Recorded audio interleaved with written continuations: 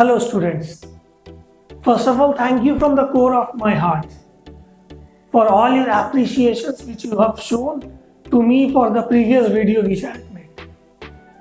Today we are going to read the chapter Lost Spring written by Anis Jung from the book Flamingo which we have in our class 12. As I have got a lot of requests from my class 12 students to make some presentation on their chapters also. So today here we are with the chapter Lost Spring by Anis Jung. So before we move ahead, let us know a little bit about Anis Jung. Anis Jung is an Indian author, columnist and journalist in India and abroad. So to know more about Anis Jung, just let's see the photograph of her first. Born in 1944, Anis Jung has contributed a lot with her works. Her most known work is Unveiling India, which was a chronicle published in 1987 on the lives of women in India, especially for the depiction of Muslim women behind the parda. She hails from an aristocratic family in Hyderabad. Her father, Nawab Hoshyar Jung, was a renowned scholar and poet and served as a Musahib, which we mean advisor in English, to the last Nizam, the last king of Hyderabad state. Her mother and brother are also noted Urdu poets. The Lost Spring, written by Anis Jung, talks about the national shame of children being forced to live a life of poverty and exploitation. The main two protagonists of this chapter are Sahib-e-Alam, who works as a rat picker and later he works in a tea stall, and the other protagonist is Mukesh, who is working in a bangle factory in Firozabad. Both live their childhood in poverty and illiteracy. The story describes the pitiable condition of poor children who have been forced to miss the joy of childhood due to the socio-economic condition that prevails in our country and that prevails in this man-made world. These children are denied the opportunity of schooling and forced into labor early in life. So first, we need to read the first part of the chapter, and the chapter is that sometimes I find a rupee in the garbage, and it is the story about Sahib-e-Alam, who is called as Sahib and whom the author sees. The author is Anis Jung sees him scrounging something or scrounging the junk from the garbage and trying to live a life. The first part talks about the writer's impression about the life of the unfortunate rat pickers. The rat pickers migrate from Dhaka and find a settlement in Simapuri in Delhi. They end up losing their fields and homes due to storms. They then come to the big city to find a living but are poor.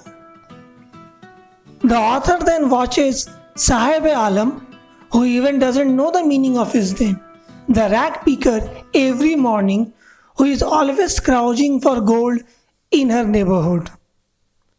Garbage is actually the means of survival for the elders, and it is sometimes wrapped in wonder for the children.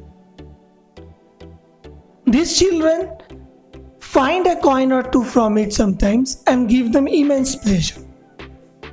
Even these kids have desire and ambition, but they have no clue about how to achieve them. There are many things that are unreachable to them. For instance, shoes, tennis, and similar stuff. The stuff which are quite common to us in our daily lives. But they are not that much fortunate. Later on, Sahib starts working at a tea stall, where he earns 800 rupees and also gets to eat all the meals. But the job takes away his freedom. his freedom to move around, and he is not master of his own. Hope you have understood the first part of the chapter. Now coming to the second part. I want to drive a car. It's the story about Mukesh, who works in a bangle factory, and his fathers and ancestors used to work in the same bangle factory, where they are exposed to many health hazards such as losing their eyesight and walking in dark and dingy cells. Mukesh's father is blind, and even his father and grandmother were blind also. It means what the working condition there made most of the members of his family blind. But here, Mukesh wants to do something else. He wants to become a motor mechanic, and he wants to drive a car. So let's read more about Mukesh and his story. Mukesh comes from a family of bangle makers. Firozabad is quite popular for its glass blowing industry.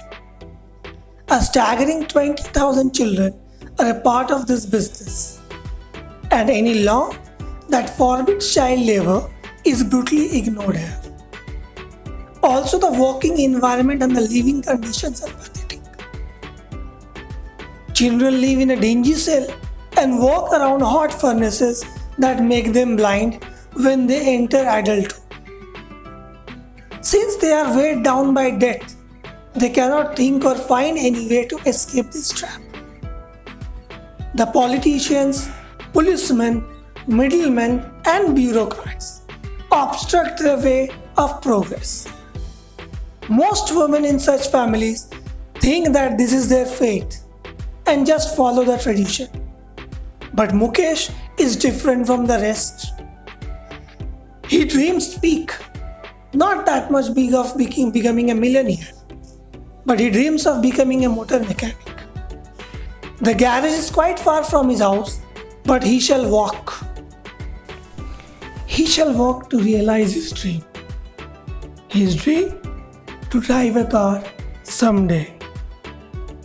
Hope you have understood the story now. And now you understood the trauma and the feelings of those two children who were caught in this vicious circle of poverty and illiteracy. And we are quite fortunate to have education in our life. So before concluding this chapter, could you tell me the difference between literate and educated? Yes, think about it. For me, literate means a person who knows how to read and write. But educated means a person who knows how to read and write, and very importantly, the learned things by him or her could be used in the real life in the practical sense. So hope to meet you soon, and hope you all become educated. Why? Because the most important thing which I feel is that before becoming a good student or before becoming something in life, we should become a good human being.